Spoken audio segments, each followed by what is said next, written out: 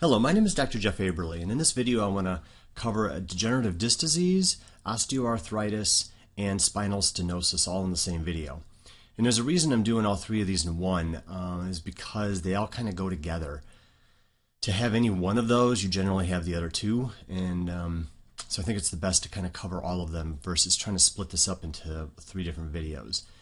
Now what I'm planning on doing is using a combination of animations that I've put together to show the three different concepts, and then using my dad as a case example of this because his spine is quite a wreck, and it'll be a good example. And I have x-rays from 1996 and from 2015, so about 20 years apart. So you'll be able to see, and I'm going to point out the degenerative changes that happened to his spine during the time. I'll show you some spinal stenosis in his neck, and obviously you can see it down here in his low back as well, and I'll point that out to you. So, you know, this video is going to be kind of long. You can probably already tell by the timer down below. I've tried to do this multiple times, and I just cannot seem to get it below like 45 minutes. The reason is because there's just so many concepts here that I want to convey, and my belief is that if you have any of these problems, you want as much detail as you can get. And that's what I'm going to try to do, is give you as much detail as I can get, because I usually find that people do some things, and like I'll have patients come in and they'll say, you know, my sister or my friend or my dad or whatever is getting spinal surgery for such and such. And I'm like, well, did they try conservative care first? And the answer is usually no, other than some physical therapy, you know, strengthening muscles or stretching muscles or something like that. And so people usually, I don't think, have good information as to what's going on. And I understand that a lot of people are going to go to their medical doctors as their first choice when they have pain. And the doctor will either prescribe some medications or prescribe some physical therapy of some kind. And it's usually the only options that they choose. Nothing against that. It's just that there's other options out there that you may not be aware of. Plus, when you're actually making decisions on a surgery or some kind of procedure you're going to have done, you kind of want more information, as much as you can get. And so I'm going to give you some information that the doctors oftentimes just don't have time to tell you in a clinic situation, you know, when you're there in an appointment. I'm going to take about 40 minutes to explain this, and I just think it's important. So anyway, I'm going to take the time and go over this. So the three things I want to convey, I'm just going to show them real quickly. Now, by the way, this is a full spine model. It's three-dimensional. And what I've done here is I've basically taken this from ideal. We'll go so far as to say it's perfect. And then I've taken it to a bad situation. And I've modeled in some arthritis here. I've put some degenerative disc disease in here. I have added some stenosis in where the spinal cord would go, and I've added stenosis where the nerves exiting the spinal cord area would come from. So I'm trying to get everything in this one model. Now, believe it or not, this isn't too bad. A lot of people have this type of a scenario probably in their 50s and 60s, and they don't hurt. Or they do hurt, but it's just one small area, and there's a whole bunch of areas that have arthritis. So this is just an example. As you can see from my dad's video, or images here, there's a lot worse. This doesn't even look like a normal spine at all. And why I have his video here, and I will put that in later on, I have the video to show you the functionality that can exist with this type of a spine. And that's something that's very important to understand, because many of you watching this have one of the three or two of the three problems that I'm going to describe. Maybe you have all three, but you didn't even realize one or two of them that were even on the x-ray because you were so focused on talking about one of the other ones when you're at your doctor's office, for example. Or they gave you your x-rays on disc and you want to know kind of what to look for. So I'm going to show that to you, and I'll show you the real life scenario of how the functionality matches up with the x-rays as best I can. So when I take this here, what I did is just understand that this, if I click on any one of these things, I've got a keyframe at 100 frames and a keyframe at 0. So what I've done is I started out with the perfect spine, and I just made it unperfect, and I added a whole bunch of morphs down to these vertebrae so that they morph from good to bad, and from bad to good. Okay, so you can see that as I scrub through here. But this isn't how a person would decline. Their bones would decline, but the whole concept of winding up I will cover in great detail here in a second. But let me first just show you what spinal stenosis is and what arthritis is, the osteoarthritis type, and then what degenerative disc disease is. Now, degenerative disc disease seriously does warrant its own video.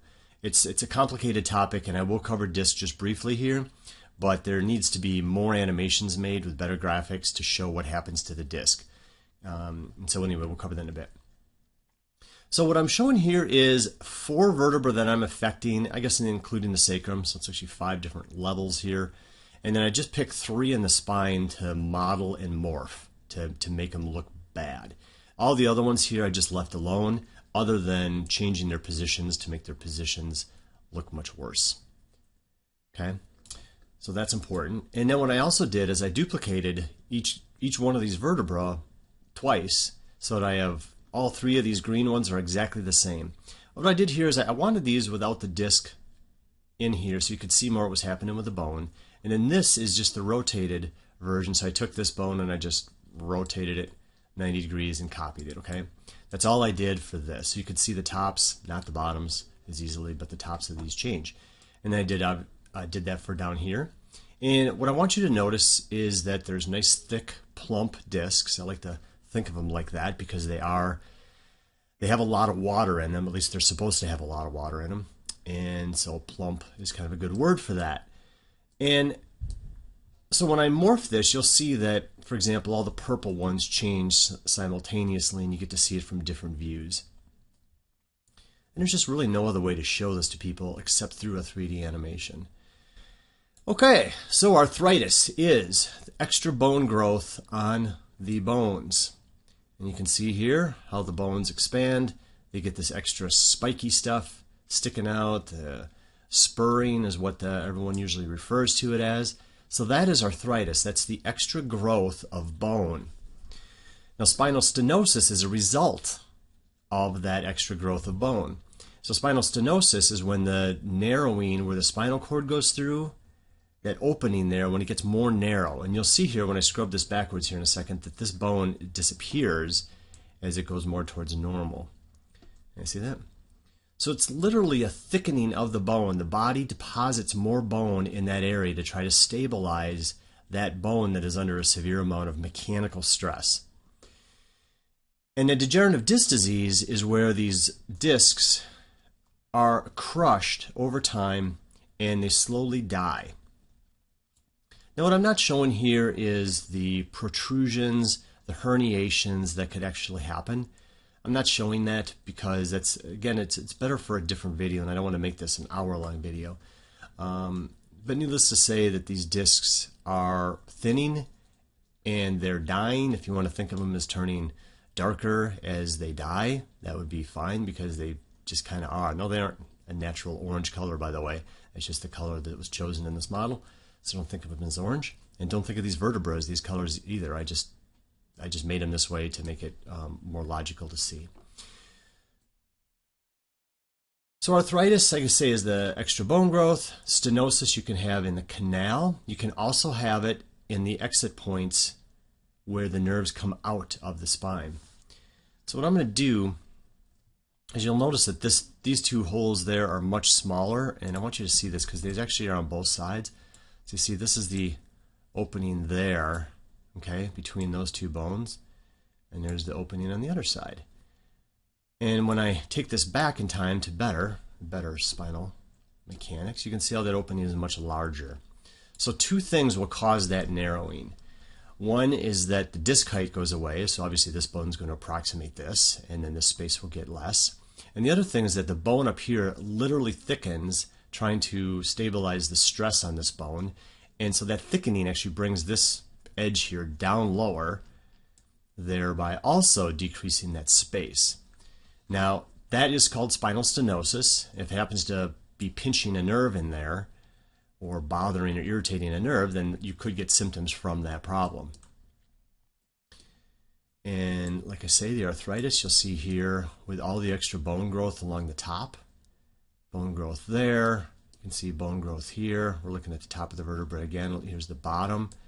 And you can see it all along the joints here.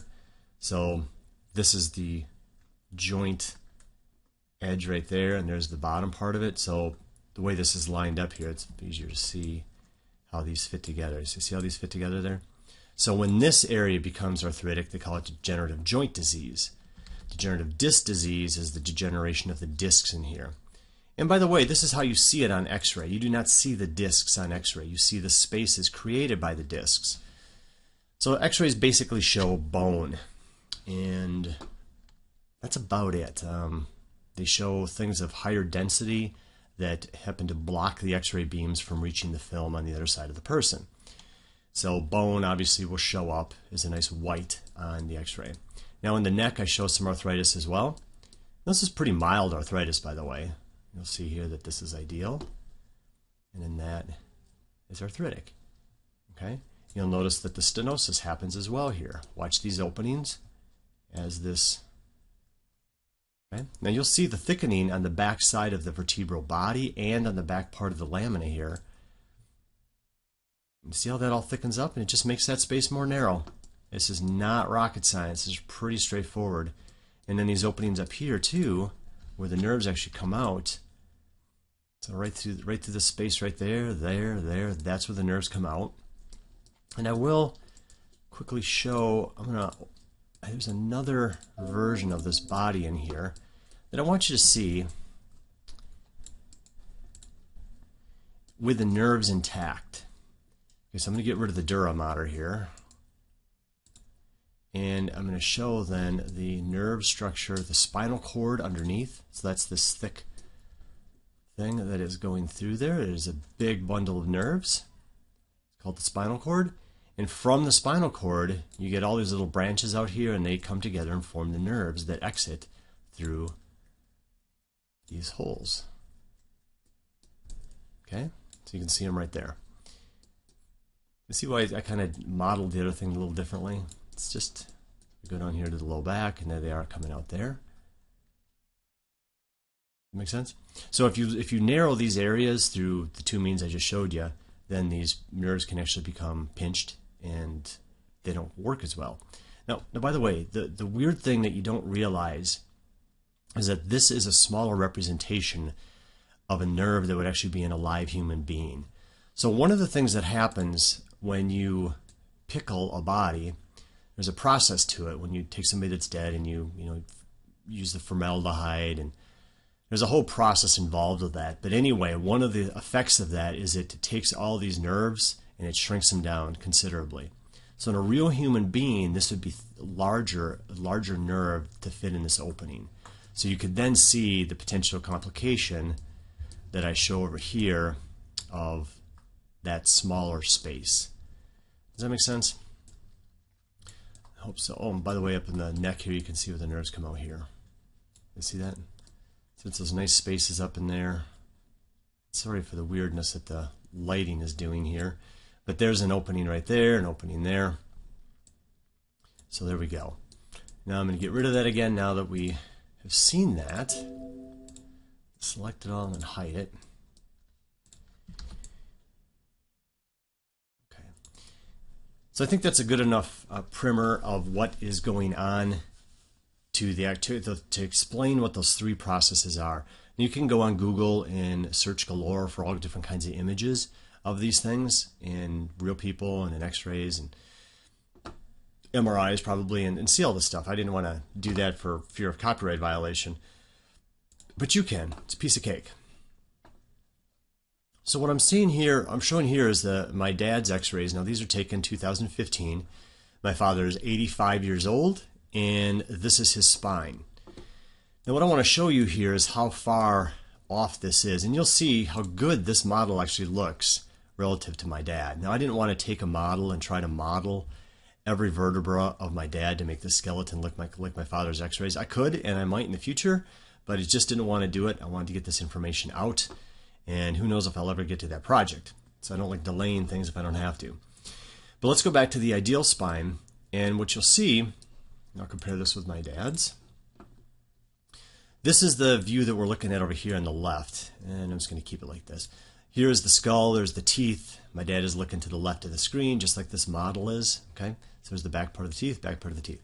Here is the cervical spine, which is the neck, and there's the neck over here, thoracic spine there, thoracic spine here, lumbar spine down here, lumbar spine down here. Now, if you haven't already noticed, this doesn't look anything like this. The lumbar spine that should be curved in this direction is reversed in the upper part of it. It's going the other direction. You know how hard that is to get? And then down below, this is going the correct direction, but these vertebrae don't look square at all. So what should they look like? Let's get this up here. This is blowing out a little bit down here, but you get the idea that these vertebrae are supposed to be square. Now, why they look a little bit oval down below is the way the X-ray beam's hitting the vertebra. But this one you can see is like almost perfectly square. It's got a little indent there, and that's fine.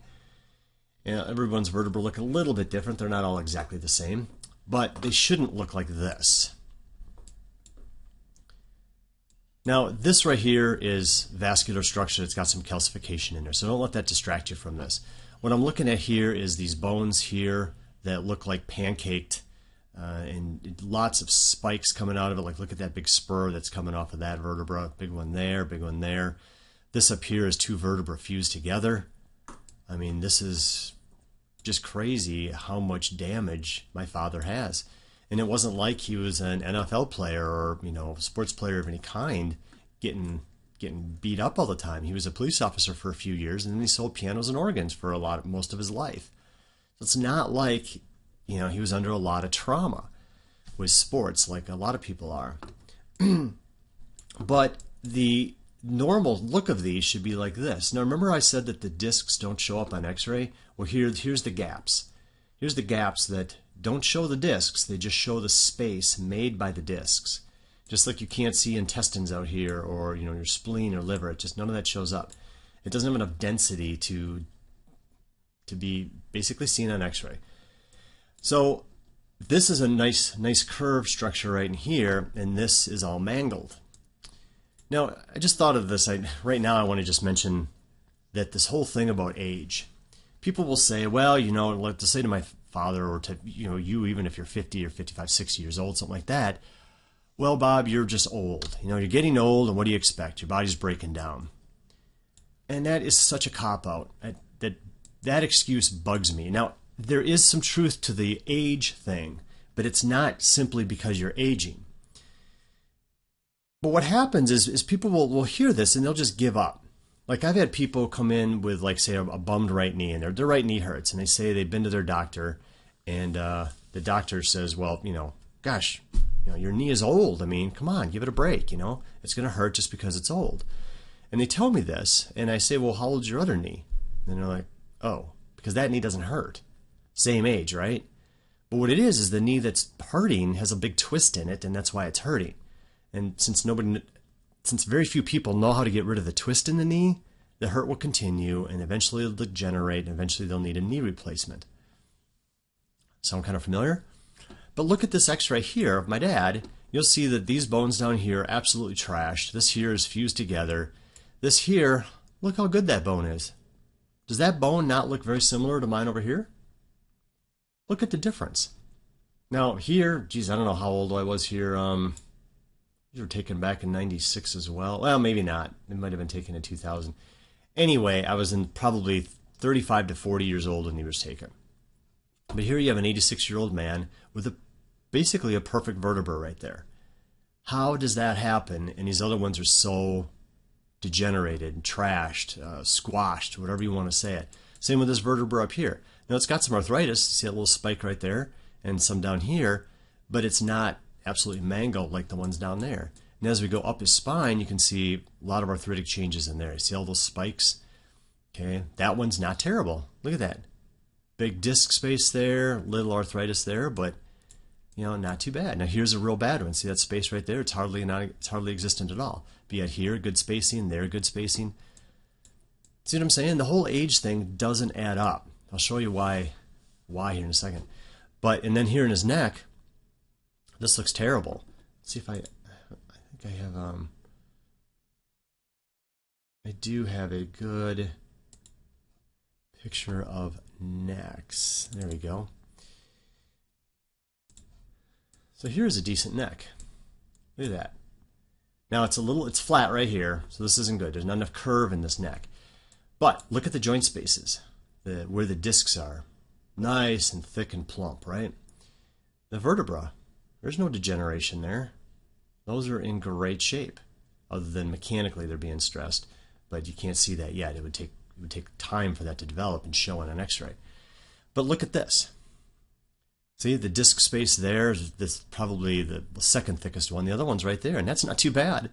Look at how thick that disc space is there and there versus here. That's not bad at all. But yet these other ones are mangled. And look at that big osteophyte sticking out there. Here's a huge one, and then the vertebra below has this one coming up. So what I tried to show over here is this osteophytic process. And you can tell that my dad's x-rays are just a lot worse than anything I did on these. I just didn't model this to the same degree. But you see the osteophyte there? It's getting good, bad, but this is still relatively mild. Just trying to get the points across of the animation here. So again, they're very, very degenerated. So again, how can you have, this disc is the same age as this, right? Same body, same person, it is the same thing. So some of the things that you're told are just flat out wrong, but nobody knows really why it does happen. But there is a reason.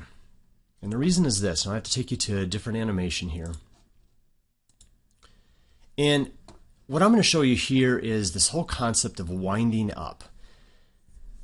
Now, it has been figured out that what goes wrong with people's bodies on a mechanical basis is this, is that in human bodies, we have bones that can go out of place in directions our body can't self-correct because there is literally no muscle that can self-correct those bones in certain directions. Now that is more of a key concept than you could ever possibly imagine. So we have bones in our spine, in our hips, in our feet that go out of place in directions our bodies cannot self-correct. It can correct a whole bunch of directions, but there's specific ones, specific directions, and specific bones that cannot self-correct themselves. And as you get those knocked out of place over time, your body winds up. And this is where the age thing comes into play. So this is a perfect spine. Spine from the back is nice and straight. From the side has 3 nice curves to it. And by the way, this is how your spine should look. Everyone wants a straight spine. They really don't mean that. What they want is they want a perfectly functioning spine. But what the thing is whenever you look at a spine from left to right, or from front to back, the thing should look straight. When you're looking from the side, it should have 3 nice curves, like I said earlier. This is the most mechanically sound, most mechanically efficient way our bodies could work with our spines at the back of our bodies. This is what you want. So people really don't want a straight spine. If our spinal columns were in the middle of our bodies, we would want a straight spine. But they're not. So this curved structure is actually the most logical. But as time goes by, let's just say at some point in your life, your body was perfect. Now that's a stretch right there even in of itself. Everyone thinks kids too have perfect bodies. Their spines are usually way messed up, and that's where a lot of our problems actually start, that you don't start feeling until you're 40, 50, 60, right? But let's just say at some point it was ideal. Well, as time goes on and you get more and more things knocked out of place that your body can't self-correct, your body winds up. Now this is just standing postures that would have been captured over the time. That's it. It's the person who wasn't trying to get into any of those positions, okay? So from here to here, I just showed you a hypothetical 60 years worth of damage to a spine of twists. Twisting up, winding up is really the best way of explaining it. And I'm not talking about winding up like it's, like you see in The Exorcist where the head spins around. I'm not talking that. I'm talking that there's getting lots of twists and tilts and things out of place here, and that the spine is literally twisting up like a rubber band, but not in a sense like it's actually spinning around like that. That needs to be unwound. And it's this winding up that causes all the 3 different problems we're talking about. It's the stress and the compressive forces and the shearing forces on these bones that cause them to degenerate. Okay, now let me take a little step back here and let's go over Wolff's Law. Now Wolff's Law is this. Wolff's Law was developed by the German anatomist and surgeon Julius Wolff in the 19th century, that states that bone in a healthy person or animal will adapt to the loads under which it is placed. If loading on a particular bone increases, the bone will remodel itself over time to become stronger to resist that sort of loading. On the other side, if loading on a particular bone decreases, the bone will remodel itself over time to become weaker because the loading has decreased and it just doesn't need to be as strong. So this happens with astronauts. Astronauts go up into space, and what do they do up there that you see once in a while on interviews or any video of the space station? They exercise. Why do they exercise? Well, you're thinking that they're exercising their muscles, which they are, but they're also exercising their bones. They're stressing their bones in a good way so that the bone continues to be strong and so they don't come back with these really, really weak bones. It also happens, and it gives a whole bunch of examples here. Racket, tennis players, racquetball. The arm that you're holding the racket with will strengthen, and the bone will actually strengthen to take the loads demanded upon it. Same with weightlifters. You can also see this thing with martial artists that break boards and that are fighting often. They'll just have stronger bones. The board breaking one is real obvious because they can't just start with 5 bricks. They're blocks that they're going to break. They got to start out with boards, and then slowly they work up to that, and they build up the bone in their arms and hands to handle the loads. Otherwise, their hands would break, or their forearms would break. So that's important. Wolff's Law is amazing, and it is so needed. So like when I was talking over here, remember I was talking about this bone thickening up here? That's something you want to have happen. If this bone is under a lot of stress and it's not going to be able to take and handle the stress, then you want it to thicken up, because the worst case is the whole thing just crushes or breaks here or breaks here. That's possible, but the body has this adaptive mechanism to remodel itself and to make it stronger. It also has the same adaptive ability to do all this. Now, you know what's neat about this is my dad can still walk. He can still walk. He's had 3 hip replacements. His first one was done in his 50s. It eventually wore out and they had to do it again. Now, the other side, they only had to do one of them on one side. I don't know which ones were done doubly. And he also has a shoulder replacement and has had a few small minor low back surgeries. But this is a mess. And this is Wolff's Law in perfect form. So this bone here, the one that looks good, was the bone that's had the least amount of stress on it, at least at this point in time. It might have had stress on it earlier on, but then the stress was taken off of it because maybe the stress has moved somewhere else, and then this could remodel back to a healthier state. I don't know because I don't have x-rays over every 10 years of his life. More than likely this stayed good pretty much the whole time. But my point is that this all changed and remodeled based on the loads upon it. And that a lot of that goes to the twists. So when you see this winding up, all these twists in here, look at this big twist that happens during this time. Boom. So it's that direction over to the left and boom, back over to the right again. It's just, this forces add up and these bones take a lot of stress. Now the best way to show that, I'm going to show you a different animation here. So this is kind of neat. Now this is showing you kind of what I'm showing you with the other animation. Perfect spine to icky spine. And it's just a linear translation in between. So this is not winding. This is winding and unwinding. So this is what actually happens over time. But this animation shows a good spine just linearly progressing to a bad spine. Now this is actually a mild example, but you'll notice here that this is no longer straight. We got a big curve right here, and that we've lost the curves here as well. But you don't really get to appreciate the load upon each vertebra with this. So what I did is I took this exact same animation, and instead of every bone moving simultaneously, I moved them individually. So here you can actually see the twisting and the torque on each vertebra as you move up the skeleton. See how it ends up at the same thing? And I undo it again. Okay. Now it's fun, like right in this area, look at the twist on that bone. Look at that. Now if you were just, turning your body to the right to, talk to somebody that was on your right hand side, you know, for a 5-10 minute conversation, no big deal. But when this thing is like that for years, that disc will be destroyed below that vertebra, and the bone will eventually start to significantly remodel as it's dealing with the stresses that are placed upon it and the one below it. Because this isn't just twisting by itself, it's twisting relative to the bone below. So the disc in between is going to get squished. Okay.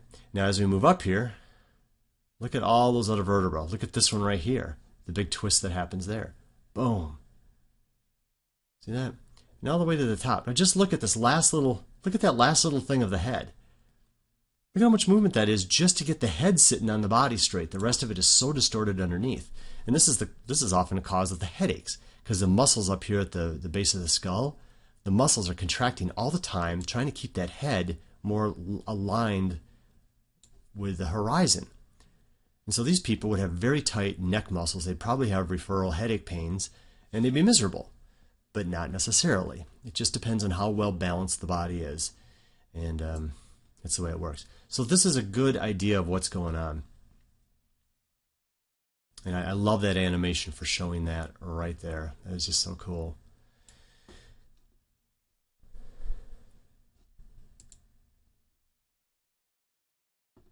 Okay.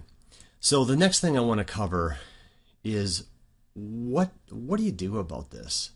What happens? I mean, if this winding up stuff causes arthritis, degenerative disc disease, and the opening, the closing of these openings here, and the stenosis in the canal, how do you actually fix that? Well, there actually is a way to fix this and reverse this.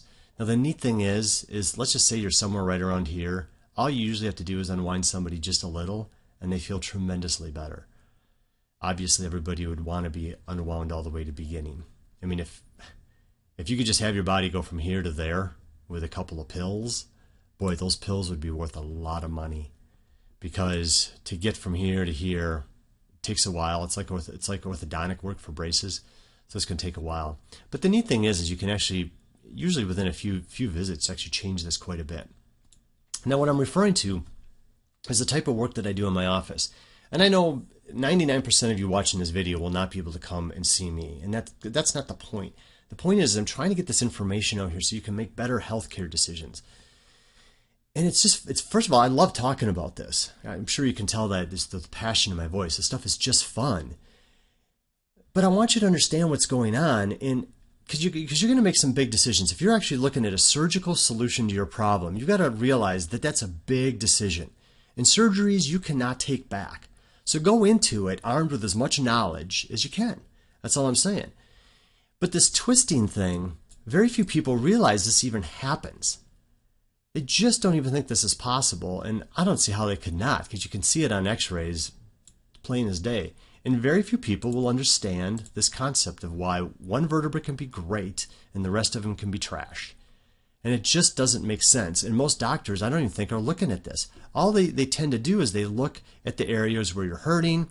They look at the areas where they're thinking of doing surgeries and saying, oh, I got to fix this, I got to fix this. Whatever they're doing, snip this off the disc, because it's bugging you. Stuff of that nature. I just don't think they understand that this is all connected. And one time I was working on this one person, and she said she had this hip issue and a low back issue simultaneously. And she said to me, well, my hip doctor has to talk to my low back doctor. And I chuckled, and I'm like, well, it all kind of works together, it really should be kind of one doctor. And I knew what she meant.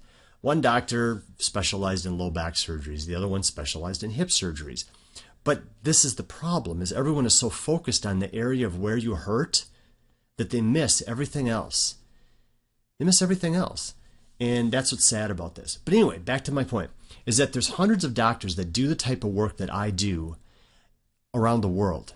And you might be able to find one close to you and then go get some care that I'm talking about here, where you can actually unwind your body. And is this actually possible? And it's consistent and it's predictable as to what's going to happen. So all I can tell you, it is the coolest thing in the world. It's just amazing what can be done. I love doing this work. I love taking the time to make these animations. I love spending the money, buying the models. Everything about this is just fun to me, as I hope you can tell. Okay, so, and I have a lot of other videos too that explain this in further detail. But back to the topic. So what to discuss next? The other thing I wanted to cover, and I will show you my dad's video here in a little bit, but the other thing I wanted to cover was this disc concept. Now, this concept of a slip disc, I don't know where this ever came from.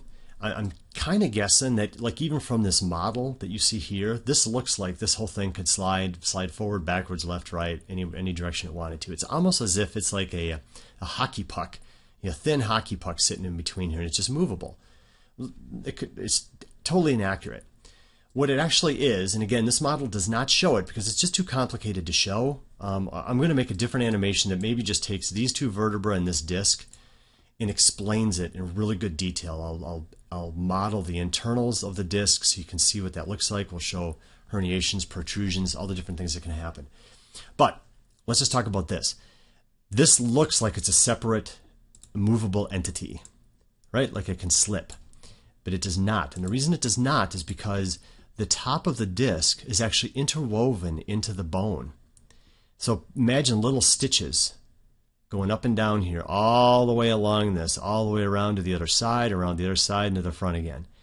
It is stitched and intimately attached to the bone. Same with below here. Stitched all the way down, all the way across the other side. And so as one bone moves forward, this does not happen. The disc literally goes with it. So you would see this, the top part of the disc sliding with this bone if I was sliding it forward, okay? But here it looks like it's a completely attached or detached thing. Does that make sense? And in this too, even if you're in your doctor's office and he's showing you models of the two bones with a disc in between and then there's another disc on top, they're inaccurate in that sense because it looks like it's a separate entity that can slip and slide, and it does not. It does not do that. Now what it can do is it can protrude or herniate. So you can actually get parts of the disc that actually bulge and come back here into this opening or straight back into the spinal cord itself. And that does happen, and that's why people are interested in degenerative disc disease for that purpose. But believe it or not, that listen to this. I mean, there's been studies done. First of all, lots of people have herniated discs and they are completely asymptomatic. Study after study is showing that type of thing. So when people say they have a herniation, it's like, yeah, that may or may not be the cause of their pain. And then there's another study I heard of one time where they actually had a person, a real hot low back, probably shooting pain down the sciatic area, down the back of the leg, and just a real mess. And they MRI'd this person and found a big herniation, probably down here in the low back. Okay, not in that spine because that's really couldn't herniate much there because those discs are dead. But the big herniation, bulging, pressing on the nerve that matched the area in the leg where the person hurt, everything was just classic. That is the problem.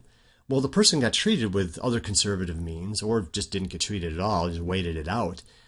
And all the pain went away, and then they go and re-MRI them again, but yet you still have the big bulge pushing on the nerve, looking like it would hurt. So my point is that it's not always black and white. And you can take somebody with a real hot disc and just adjust them a few times, and you see amazing changes, sometimes right away. Now think of the ease of that and definitely the much cheaper cost of just getting some of the stress taken out of whichever two bones is causing that herniation, or just a weight distribution, and it changes that bulge and your pain goes away. That'd be pretty neat. And that's what can happen. Now sometimes it can happen in one visit, but usually it takes several. And I've had plenty of low back cases in my office. Many of them I'm sure have been herniated discs, but it doesn't matter because you treat them the same as you would anybody else. The herniation really is irrelevant. Now there's only one case where it's not, and that if the person is losing bowel and bladder control, that's a different story. That usually involves surgery, but I even had a case where they didn't want to do surgery. You'd occasionally lose that, and they didn't want to do surgery, and I'm like, right, cool, well, they know better than I do. I don't know this much about surgery because I'm not a surgeon. I don't like doing that. I don't even like the sight of blood. So there you go. All right, so we went over all the different stenosis, the arthritis. We covered the degenerative disc disease as good as we can cover it in this video. And I do want to show you some images of my dad. Let me just see if there's anything I missed on the next step. Oh, let's just do this real quick. I did want to compare. Okay, so here, now I really wish I had the other views of these. I did have them, I just misplaced them. And it's a real bummer. But anyway, you'll get the concept here of the low back at least. So back in 1996 versus 2015, so it's about a 20-year difference. Look at my father's spine back here. Let's just look at the side view first.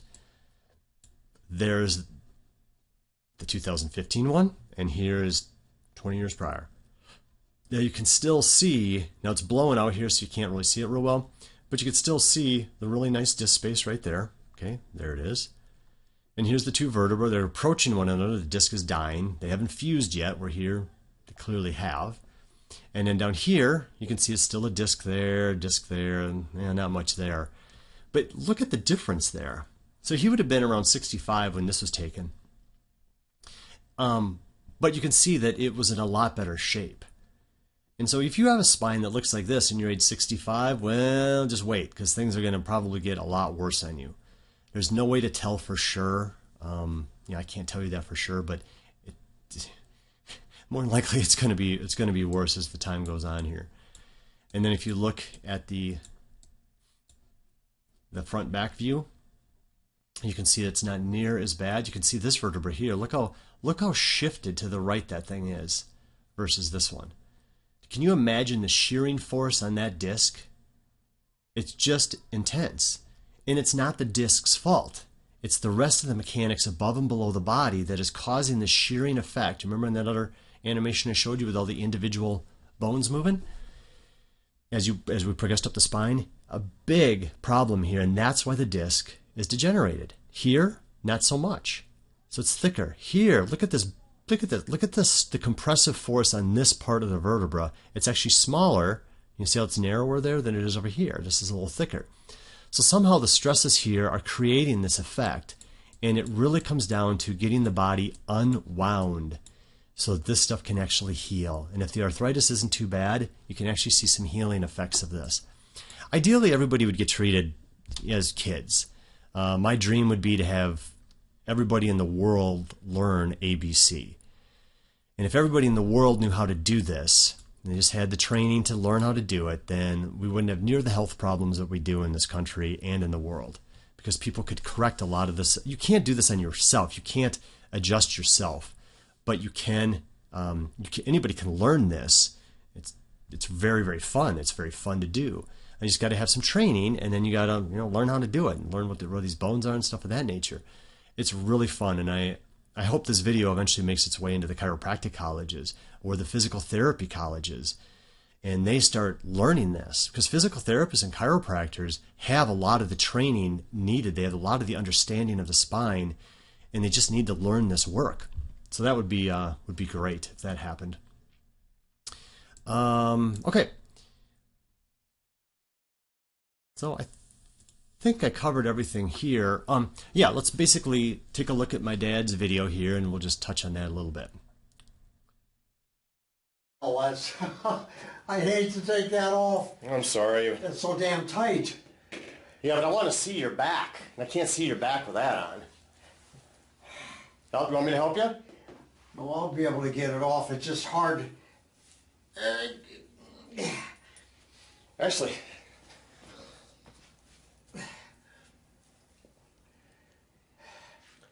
okay. So that's what I want everybody, just come on, stand right here once. Okay, just face the camera. Face the table. Face me right here. Okay. Get this back a little more. Okay, and then just turn around. All the way. There you go. Okay, and then turn towards me again. Well, I can't hear you. Turn to the right again. Yeah, and now back towards me. Now what? All the way. No. Turn towards me again. I can't hear you. Turn towards me. There you go. Okay, so what I want to do now is just get to... Dude, just kind of bend forward and touch your toes. Touch my toes? Yeah. I can't. Well, try. Okay. Now come back up. And then, how far can you bend to the sides? All the way? Go the other way? Yeah. Stay facing me though. Yeah, so so do it now. Now go the other way. Yeah, you can't really do that well. Wow, okay. And then turn face that way, your whole body. And now do the bend forward again. Touch your toe type thing. Okay, now come up. That's about it. Yep, come back up. And then tilt backwards. Do what? Tilt backwards. Okay, yeah, you can hardly do that. But bring your arms in front of you more. Okay, that's fine too. Tilt backwards again. Yeah, leave your arms in front of you. Yeah, okay, there you go. Now back to center. Yeah, back to center. Back to center, Dad. Just stand up normal. I can't hear you. Yeah, just stand up normal. My ears. Yeah. I'm going deaf. Okay, now let me just get some close-ups of your back here. Turn that way once.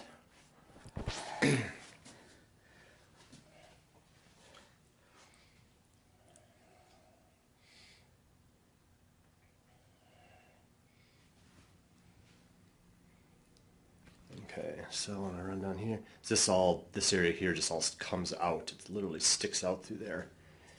He's had some low back surgeries. I can't even hear you.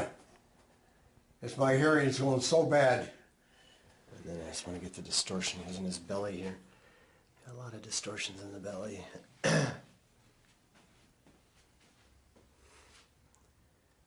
Okay, so that video, you could tell that was done in my office. And just so you know, that spot where he was bulging out was right here. And you can see how this is bulging out. Now this should actually be bulging in. Well, bulging wouldn't be the right word. Instead of bulging out, it should actually be going in a healthy spine. But he had this large area down there that was humped out, and you can see it's due to the collapsing of these vertebrae and just the way these are tilted that's making that. See, these are the bumps you feel on the back of your body, these little spinous processes, and that is what's going on there. So you can see the physical distortion on the back. You can also see how flat his spine looked there. And that's because of all the distortion in here, and it shouldn't be that way. His spine should have looked like it had a nice curve into it, and it did not. But you can tell he's still on two legs. He can still walk around. Taking his shirt off, that was very difficult, because as your spine becomes all arthritic and twisted, your shoulders then don't work. Your hips don't work, and so they degenerate, and so you need hip replacements and shoulder replacements and knee replacements, and those are the biggest things that they replace these days, because this stuff happens to everybody. And if you live long enough, you're going to have this stuff happen to you unless you actually get it corrected and get your body unwound. And like I say, there's hundreds of doctors around the world that can do this on you. The list is growing regularly. And if you're a chiropractic student or a physical therapy student, or you're an osteopathic student, or you're in any of those professions already, I strongly urge you to learn this work. You will have an absolute blast watching this stuff unwind. And it really is possible. And it's very different than regular chiropractic or osteopathic manipulations. Some PTs do manipulation as well, but it's kind of just like the chiropractors do. Everyone's always kind of using the same bag of tricks. But when you learn this stuff, this unwinding stuff, you'll be remarkably pleased. But anyway, you got to see, hopefully I showed you everything that you wanted to see with degenerative disc disease, the arthritis, and the stenosis. You got to see it in a real live person, what happens, what their internal body structure looks like, and what they're actually moving like in real life. It's really neat to see that. And if you have any questions, please leave comments at the underneath this YouTube video. Leave comments. I respond to them as quick as I can, usually the same day. And I love helping people. And if you're looking at finding a doctor, you can always contact me. It's real nice if you can do it through the YouTube. But get you hooked up with somebody and get you some care to get your body fixed up. And don't forget to subscribe. I'm coming up with videos as often as I can. It often takes me a month to get the animations put together and the time to actually do this, but the subscriptions are very valuable for you. They obviously help me too to spread the word of this. So share this on Facebook, share this on social media. If you have these problems and you're on blogs, put the links in the blogs. Also visit my website because I have a nice layout there in the YouTube. It's kind of like a YouTube type format in my homepage where I show a lot of different problems. Oh, and watch Spine 101, Why We Hurt. That's a video that'll go into more details of what's going on here and give you a different aspect, a different look, and it'll cover some of the stuff I just covered here, but it'll go into much more detail. So do all that, share it with people. Thank you for watching and hanging around for a long time. Appreciate it. Again, my name is Dr. Jeff Aberle out of Madison, Wisconsin, and have a great day.